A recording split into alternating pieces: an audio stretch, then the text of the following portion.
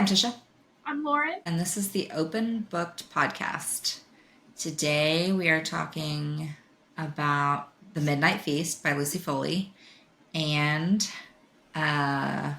just kind of life in general, as usual. And then we are going to have my husband, who is our producer, shout out Jeremy, play some TikTok videos, and we're just going to react to those. So that'll be at the end in case you're only listening and you don't want to listen to us just laugh and comment on stupid shit. Yep, excited about that. We have not seen the videos. Jeremy has picked them out for us, so Yeah. It'll be fun. But first and foremost, what you reading? Almost Surely Dead by what is your name? There you go. Amina Akhtar.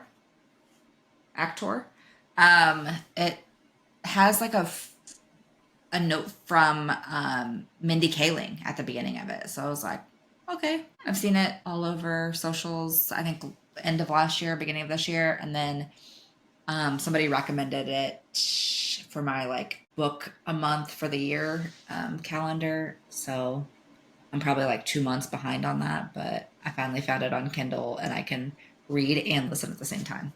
I love it. Love. I'm about in you? a chokehold. I'm in a full-on fucking might be better than Akatar chokehold.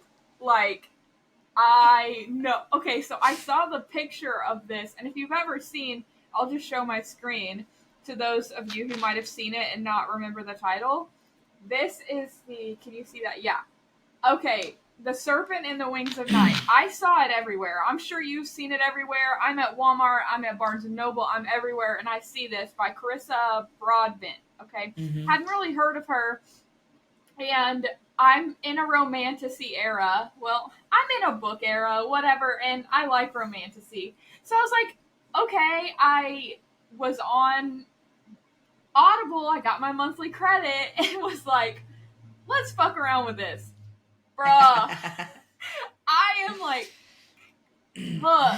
My husband had also said, I heard good things about this book, and I'm like, okay. I literally texted him like, bruh.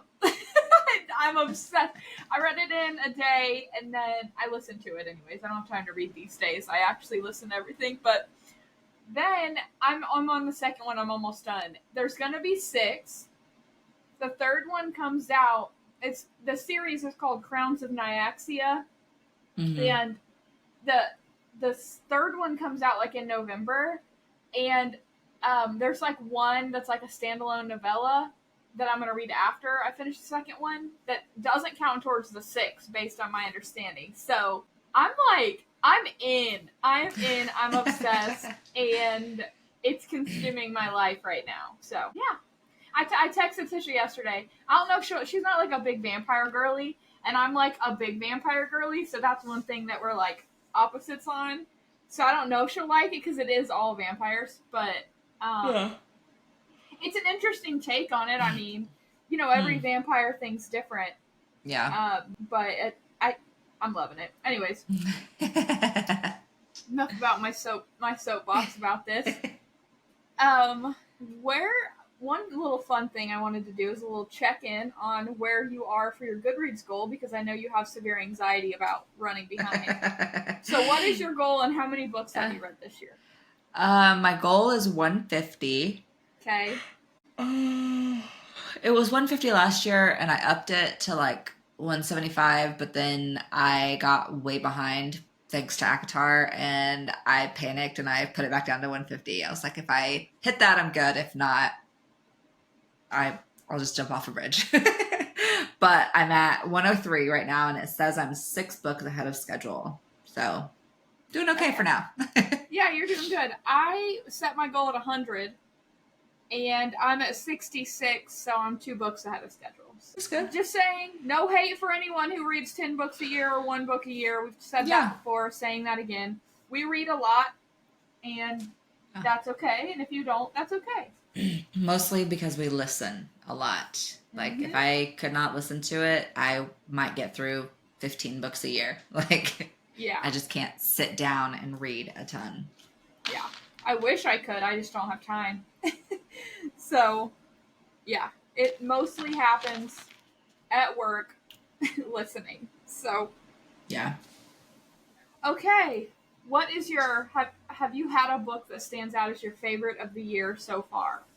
I'm still the one that got me in a chokehold this year was, and it's a whole series. It's the Vicious Lost Boys series by Nikki St. Crow. Like all of the Disney girlies, the '90s babies. Like you know how Disney has this hold on you, and the Vicious Lost Boys is a like very dark romance retelling of Peter Pan. So very, very good. Like that's my favorite so far. Love it. Mine is what I just read. Maybe it's because it's Yeah. fresh, but I'm Maybe. like, this is Lauren's book of the year. Get the trophy ready. Yeah.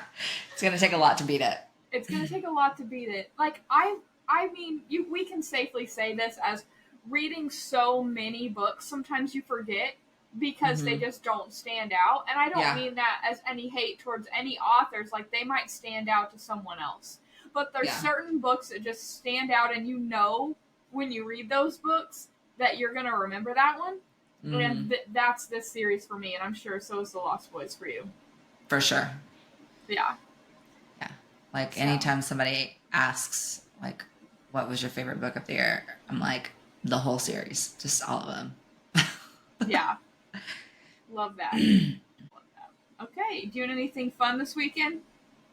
I think once we're done, we're gonna take the boys to BB's water slide. It's near Roaring River, so it's just over the state line into Missouri, but less than an hour drive. And they did up their price this year. It's $12 per person. It's supposed to be per hour, but it's not like they're putting like wristbands on, like at the like high rise or like the jump to the trampoline parks. Like they put a Mm-hmm. wristband on to tell you like, hey, if you're green, it's time to get off. Like they're not Yeah. doing that. It's a small family owned business, and water's expensive. Like Yeah, I don't know if it you know, is. but you're like they're running it nonstop, and yes, I'm sure it recycles, but it's expensive. Yeah. So it's $12 per person per hour, but nobody that I've known has been able to stay longer than an hour and a half because you're walking up a really steep hill and then going down a 300-foot water slide. And then basically you get dunked every single time at the end in that little 3-foot pool. So it's a lot of fun. It keeps the kids active and they are worn out by the end of the day. So Love it. worth it. Absolutely. Worth every penny. Yeah, best $12 you can spend. Yeah. Yes. Yeah. Okay, so the fall vibes are here. Fall Yeah. has arrived at Starbucks, and Seven Brew Fall is launching September 1st. Mm. Um, so that being said, what is your favorite Halloween? Ugh. I'm a Disney girly, so I'm like Halloween Town, I think. You see this shit? We did not plan this, guys. No. If you are not watching, I just stood up and showed the hoodie I'm wearing is literally Halloween Town University. That's hilarious. Yeah, I think Halloween Town, because I mean, it's between that and Hocus Pocus, just because it's such a classic, and then they redid Hocus Pocus 2, but I think Halloween Town is just like perfect. Cream of the Yeah, crop.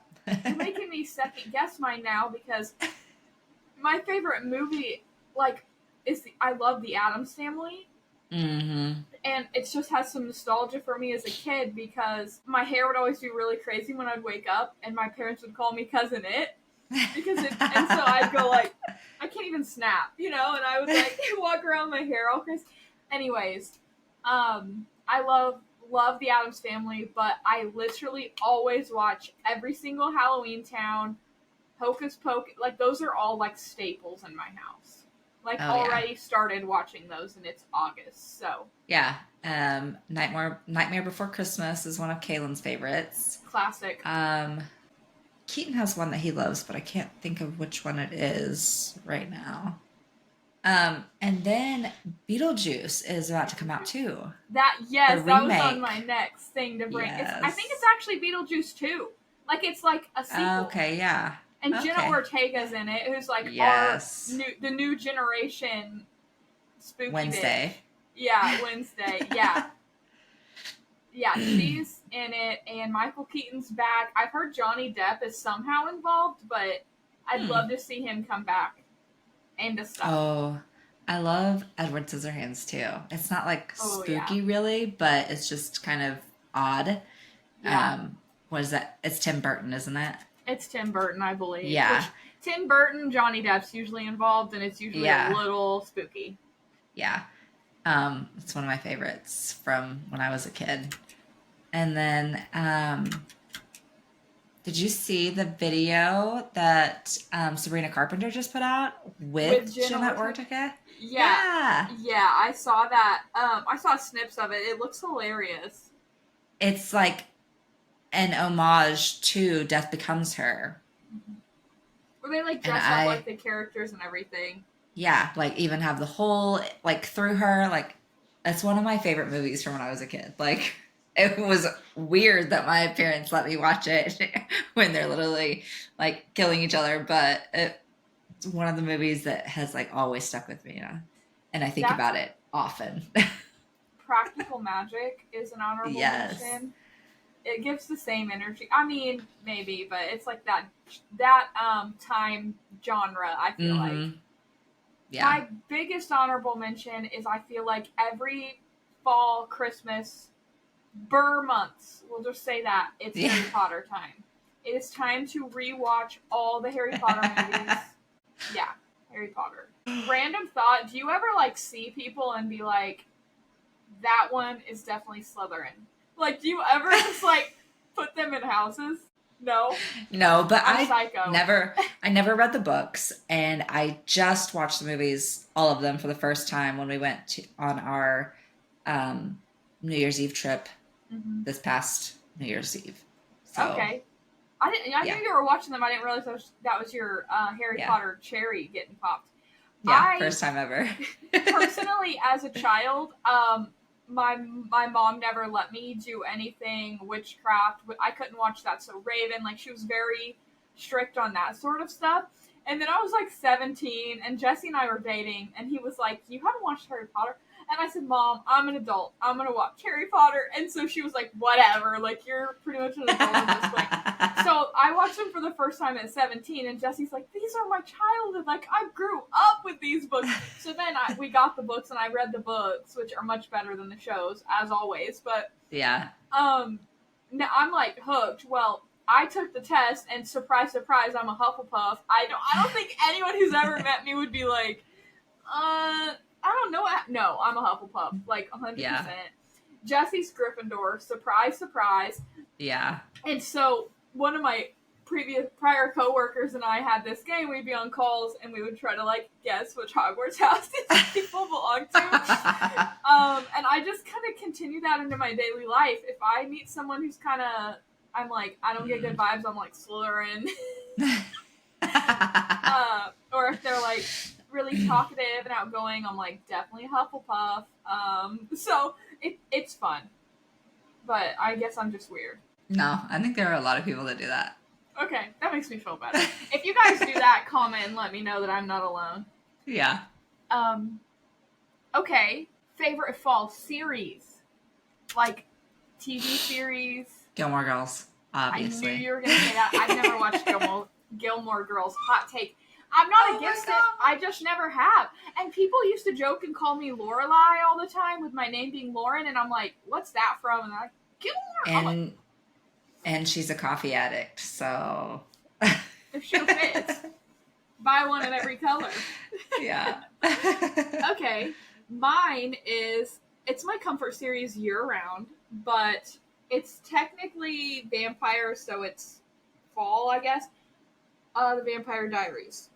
I'm rewatching it for like the 6th time now.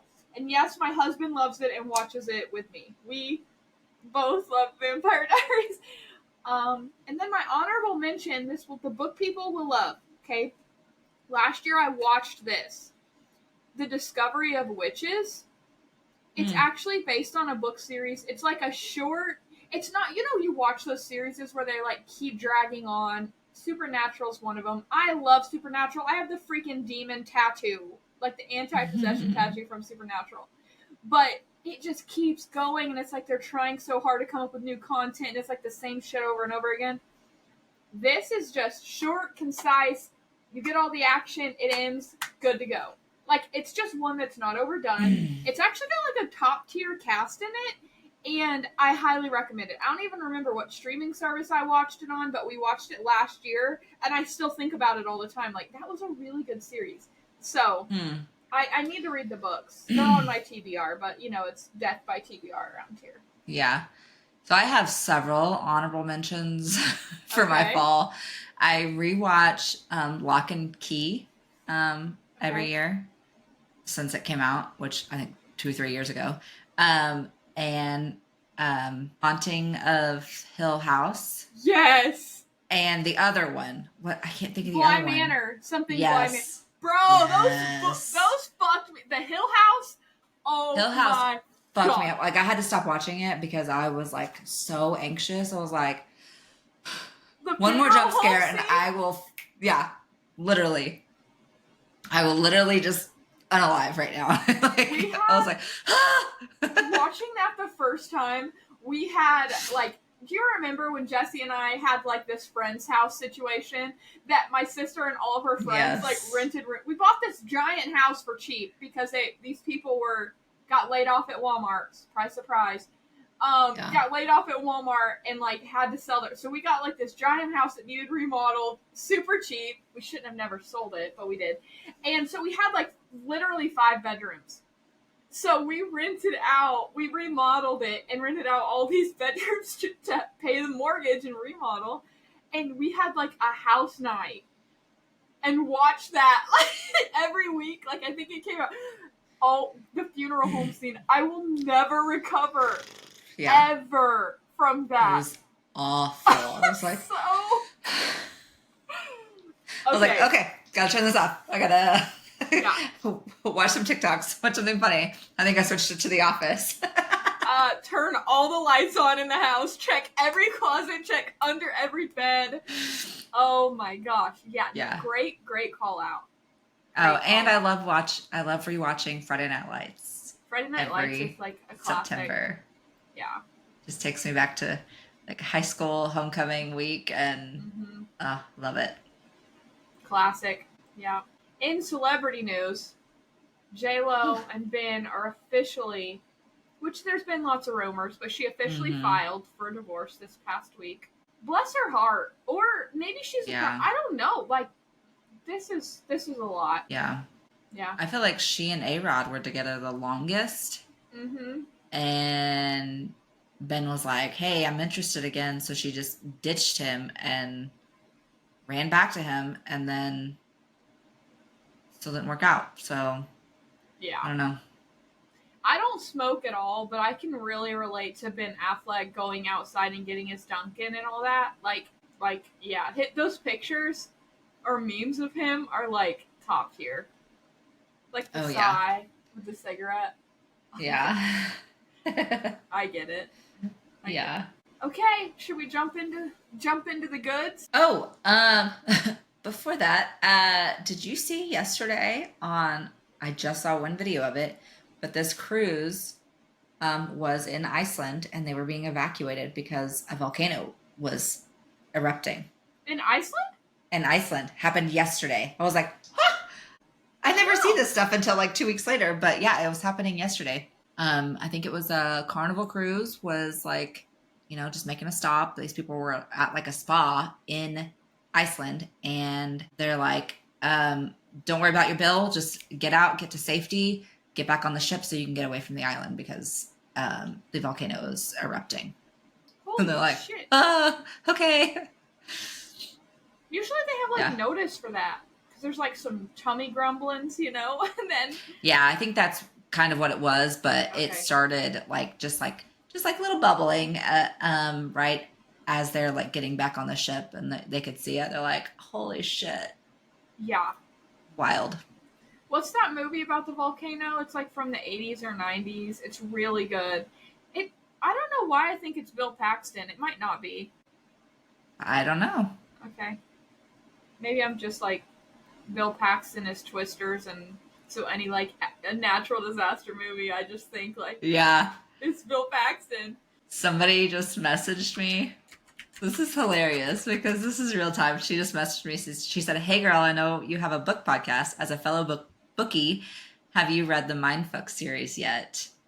Was thinking about starting it. Have you read it?" I've seen a lot about it. I read all 5 of them in one day because they're all short, quick, sweet, and Do it? yes, full yes. Just do it. I mean, that'll jump your your count up real quick. Yeah. Okay. You can probably get it done in like 4 hours. Yeah, I do listen to double speed, to be honest. Okay. Good to know. I'll text you when I recover from my Crowns of Nyaxia hangover. Yeah. I was trying to see. I thought I had some more notes about things that have like happened this week, or I feel like it was a dull week. It was. I feel like I've done nothing but freaking car shopping for the last year. And yeah. I am not fucking jealous of you for that. It sucks. I want to trade my Jeep in, but I do not want to deal with that shit. So we're waiting to see if we need to. Yeah. Okay, I think we're ready for Midnight Feast because if you saw our TikTok, you know, like, what the fuck? I'm going to start by saying, number one, this book is beautiful. I love the cover. Lucy, yes. You are an absolute queen, and I am never going to say anything bad about you ever, okay? Now, I'm going to say bad about other people. Who reads The Housemaid and then reads this, The Guest List, The Hunting Party, The Paris Apartment, anything on her book list, and thinks that they're even in the same fucking league? You like Frida McFadden? Go read Lucy Foley. Any book. Okay. Yes. Got that out of my Paris Apartment was the first one I read, and I think it's my favorite just because I feel like it was the easiest for me to follow. Yeah. But I still love all of the rest of this, and I really wonder, Lucy Foley, are you okay? Like, mentally? Girl. How does your brain do this? The thing she does too, I'm just gonna appreciation TED Talk for Lucy Foley. My first book of hers was The Guest List, okay? And I really, really liked that. The only complaint I had was that I had to pay attention because of all the different points of view. So if you are a reader that does not like all the different points of view, you're not gonna like Lucy Foley. Yeah. But if you really if you are one of those people like us that figure shit out easily, you love it. Because you know that all these points of view are necessary to get to where we need to get. And everyone is connected. And how she unwraps that and makes everyone connected is in such creative ways that genuinely I don't think you could have figured out. I will say in this book, I figured out like one of them and that was it. But, okay, first of all, let's start. Okay, at this point, beware. Spoilers for The Midnight Feast by Lucy Foley. I'm not going to spoil any of her other books. I know we've been ranting about them. Any triggers, death, drugs, mushrooms? Yeah, I don't feel like there was really anything else. No, just death and drugs. Yeah, death, drugs, pretentious rich people. Yeah. Sometimes that's triggering. Yeah, sometimes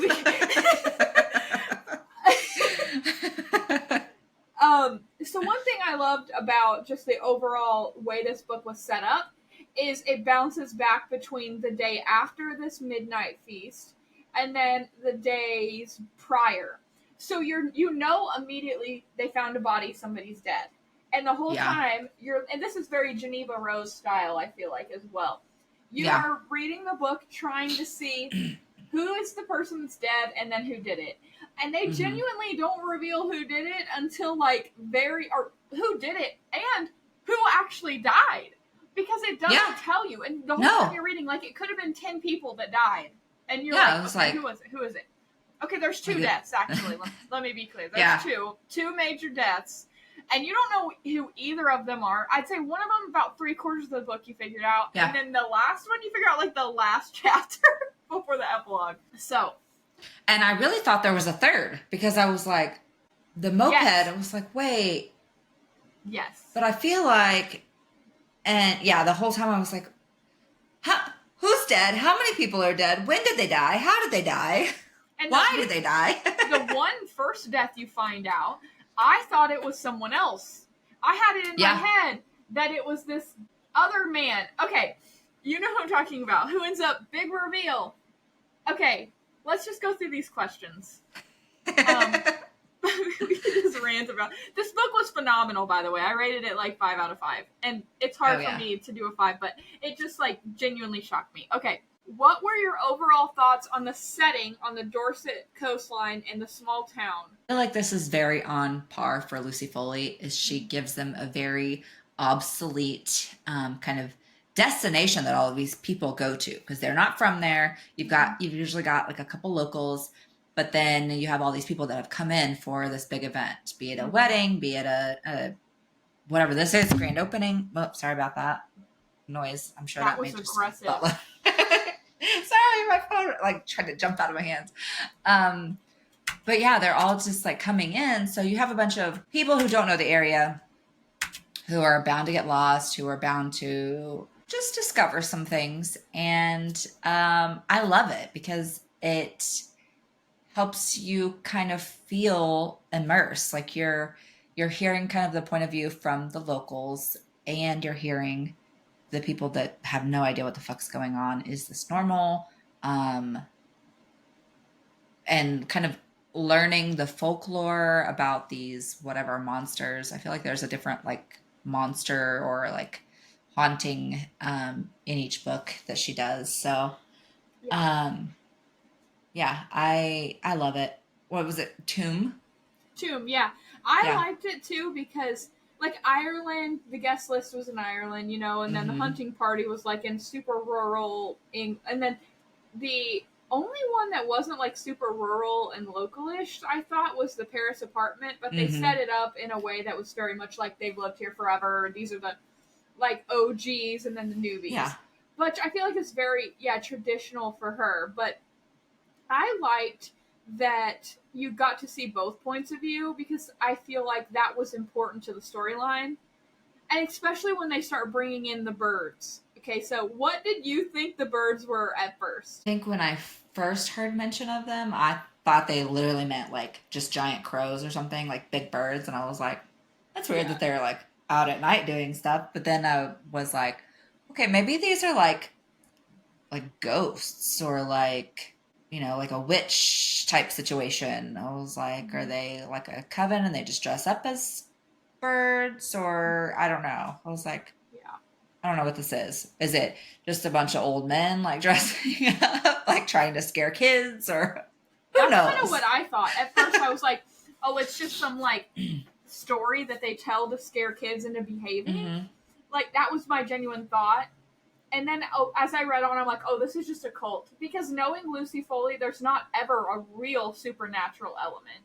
It's always a, you know, how could this happen? What's going on? It's never like, in the end, never really like a ghost or something like that. Yeah. It's realistic. Like this could happen in real life.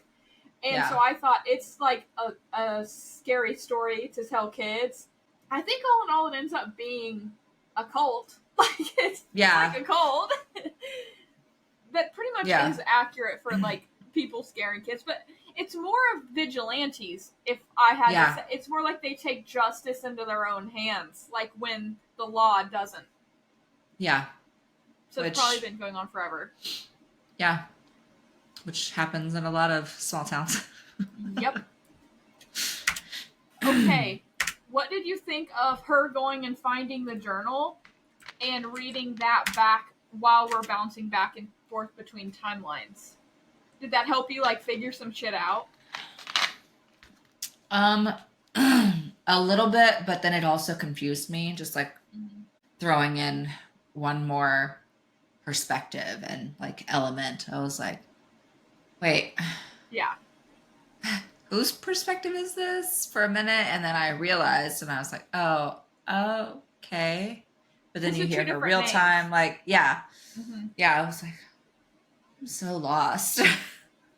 Literally, like a third of the way through the book, I just kept like, I like rewind it, and I'm like, okay, hold on, let me figure out who's talking, when are they talking, what's happening. Okay, got that. Yeah. I had to, like, I was listening on Audible, and I had to, like, pull it up and be like, oh, okay. Because the chapter's name would say, like, who was talking, and it would say Summer Journal. Mm, So when I'm like, okay, yeah, this is hers. That journal did help me put Francesca and Frankie as the same person. That's the first thing that I figured out yeah, pretty easily. There was a lot of other things I didn't, but that's the one thing I was like, okay, yeah, that's a puzzle piece, which I think was intentional. She wanted you to see Frankie was this bitch mean girl, and then now she's Francesca, this like ick, ick. yeah. Obnoxious influencer type, Yeah, that has to have her crystals and blah blah blah, but also take 6 shots of vodka yeah. to chill out. She's like Delulu. The next question I had wrote down was like, did she really think that she could just get away with all this shit and then Yeah, just literally murder someone and then yeah, start a resort on the burial grounds of this and have zero consequences? Like, that is just entitlement. exactly. That's what I was gonna say. Like Yeah. fucking rich people entitlement bullshit. I think they could just put it right in front of your face and get away with it. Yeah. Yeah. Why do you think Bella wanted to attend the manor opening and confront Francesca? Why did it have to be that? Why couldn't it have been any other time or after the opening? Like, what do you think drove her to do it then? I think she wanted to bring light to everything. I think she wanted to just have like a big look at who this person really is moment. Yeah, I Like think she wanted to make her not successful. unveiling. Yeah. Which, I mean, typically for those extra rich people, it ends up making them more successful. So it usually backfires. Yeah, yeah. And so we talked about it bouncing back and forth between the perspectives of like the day after the feast or solstice and then the like time before. When you first know, okay, it's on fire and there's a death, who did you think, like, let's say at this point in the book, when you first found out, who was your first guess of who the body was? I thought it was Frankie at first. I did too.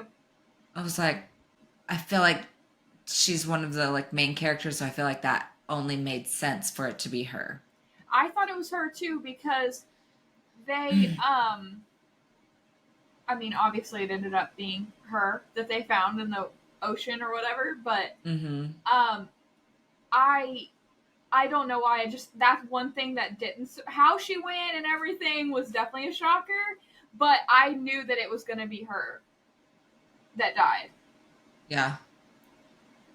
So I Yeah. guess I kind of got that one.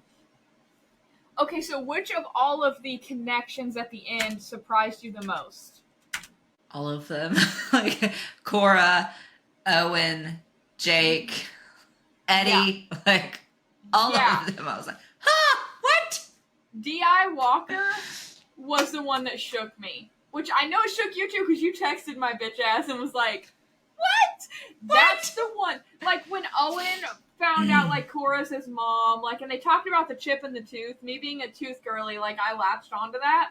But also I'm like, that was important because he could easily, that's teeth don't decay, like in a skeleton, so. Yeah. Easily could identify her. That one I was shocked. I didn't see coming. I kind of suspected Owen and the other girl because there was like hate and then something familiar. Like I said, I knew there was gonna be some backstory of connection, so I wasn't shocked about like her lead Michelle, I think was her name, like them knowing each other and then ended up fucking. I wasn't surprised about that. No. But that Walker, D.I. Walker was actually Jake shook me to my core because Yeah. I had it in my head Jake was fucking dead. Yeah, I mean, that's how they made it seem. Yeah.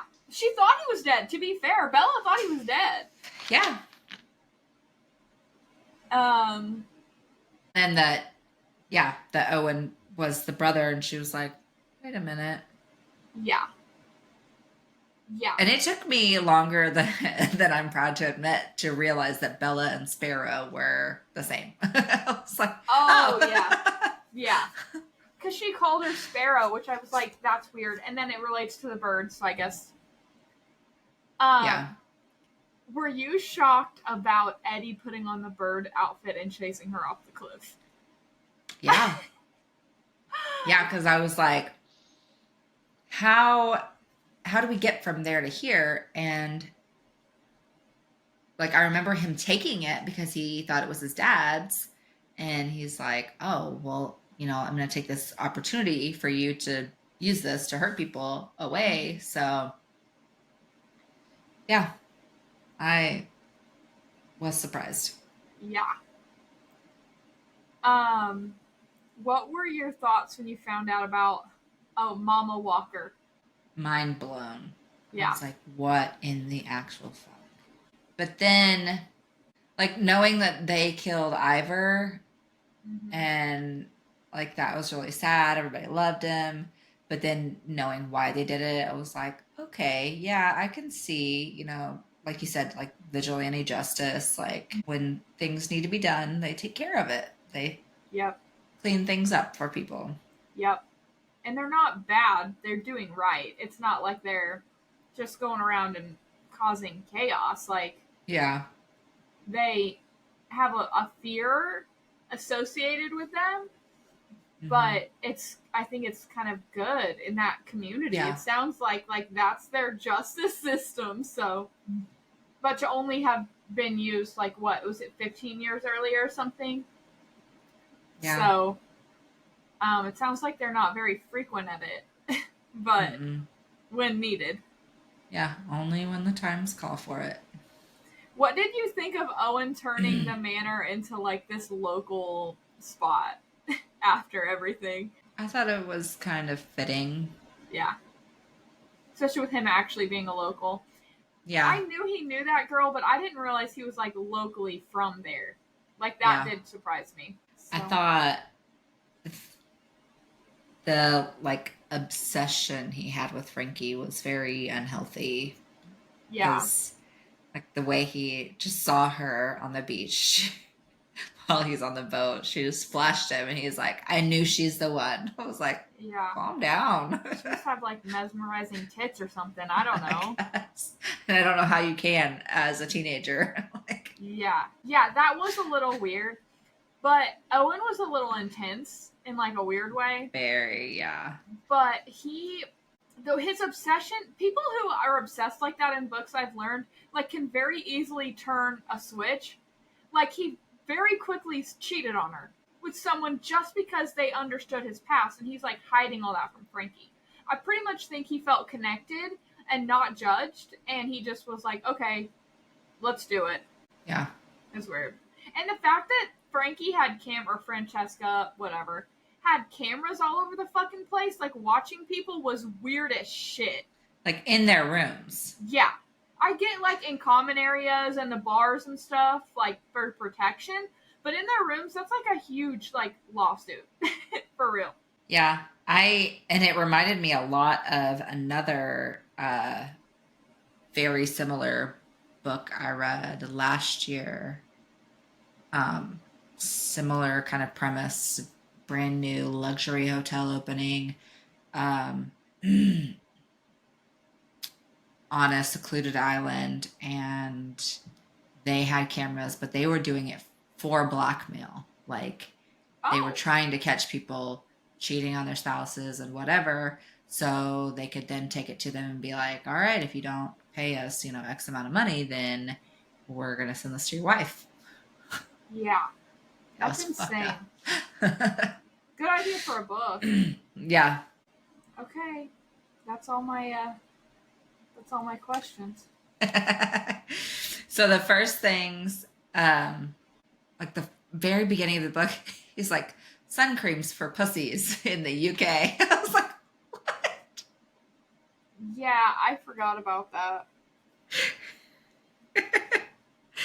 and then yeah, I just like made notes as I was going. I was like, okay, Frankie knows Sparrow is obsessed with her and took pity on her being, by bringing her here as a child. And I thought the whole grandpa, like they don't call him grandpa, They it's call him grandpa. Grandpa. Yeah, that was weird. Yeah. Maybe that's a British thing. Yeah, it was a whole weird thing. I was like, I don't know. And then yeah, I made a note. Is Lucy fully okay? How does her brain keep up with the multiple timelines and all the little details? Does she write all the past or future together, then like rip sections to piece them together in real time? Yeah. And then the pot brownies that weren't pot brownies with the magic mushrooms and Cora, like all of it, just so many little details that just completely fuck you up. I could see like a bratty teenage girl like lacing shit, giving it to people, and that actually happening. Like I genuinely. Yeah, and then she was like, "You didn't tell me. You didn't tell me not to use them. I told you not to use like, that crappy phone or whatever." Like I'm like, you're a bitch. Yeah. So now, like we mentioned at the beginning, my husband, our producer, is going to play some TikTok videos, and we're just gonna react to those. If you're listening, obviously, and can't see these videos, feel free to dip out here. We will talk to you next week. But yeah, we're ready when you are. I'm excited to see what he has picked out. I know, because he was laughing hysterically. I was like, okay. Oh, he's favorited them. Okay. Yeah. Oh, Shell. Why? Hey, why? Oh, that's why. That's us with this book, actually. Literally. Oh, that's why. Yeah. Yeah. Nope. Good pick. Yep. This is legit. Girl is the nastiest gay bitch I've ever met. Do not trust her. This girl. I'm crying. Because literally our dogs do that. They're like, how dare you cheat on me? Literally, that's a great one. Oh gosh.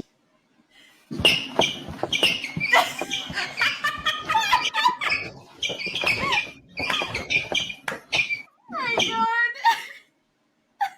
Is that Maverick? Just kidding. No, but it could be. Oh God.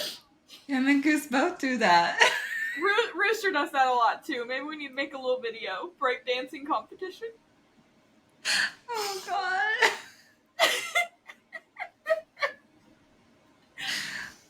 This is espresso. We hope you love it, Coachella. Is that really Sabrina in the back? It looks like her. Oh my gosh. That has to be a joke. That's hilarious. Oh my gosh. Her facial expressions. Hello. I'm inside your house. Okay. Yellow. Why did you hang up? Why did you hang up on me? If you're inside my house, just come talk to me. I'm in the closet. Oh, you're gay? That's cool. No, I'm not gay. That's No, it's all right. My cousin's gay. No, I'm not gay. I'm literally in your closet. Wait, really? Who is this? Come find out. Where are you? Are you stupid or something? I just said I'm in your closet. Oh, yeah. Oh yeah. Oh my gosh, that reminds me of some other things that I've seen. It's like bookshop girls getting kidnapped and then being like, okay, bet. We gonna do it or what? Goose wants to be involved. He's not happy. Goose got input. That's hilarious. Hi. Hi. How are you? You have questions? Yes. I had a lot of questions. I'm sure you had a lot of questions, but rest assured, we're going to answer them right now. I think we I don't know that we'd be let in. Be like, see your Goodreads history? You're out. We lost you at Hunting and Haunting Adeline. You're done. Vicious Lost Boys. Yeah. You're done. Credence, done, out.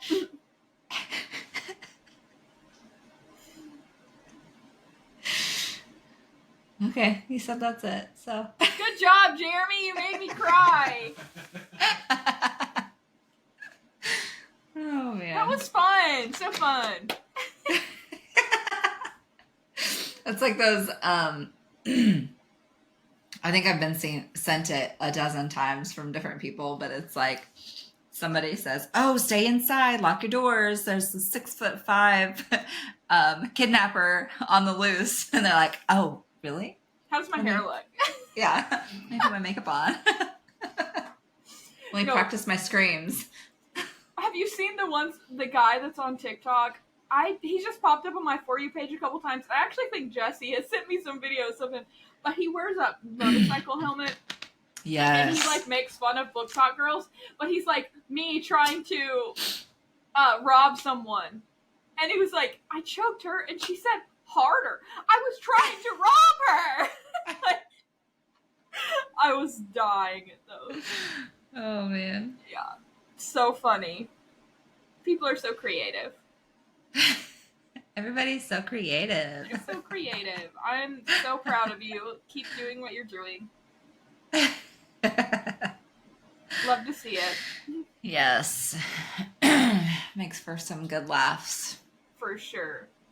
Good job, Jeremy. Gold stars. I'll give you a little treat later. Not a spicy one. I was like, oh, do I need to leave? He was like, He's like, oh, I'll remember that. okay. Oh, man. Well, I think that's all we have for today. Be sure to follow our socials, Instagram, YouTube, TikTok, and Facebook, open booked across all the platforms. And leave us some comments or send us some funny videos. Yes. Just make sure you say, don't watch, save for the episode before you send it. We want real reactions. Also, Yeah. we are still looking for the wildest trigger warnings. Yes, the most unhinged, crazy shit. We want them. We're still, we have a few, but we need some more. So be Yes. good girls and send us trigger warnings. Oh, Oh, man. I cracked myself up with that one. Okay. All right. We will talk to you guys later. Bye. Bye.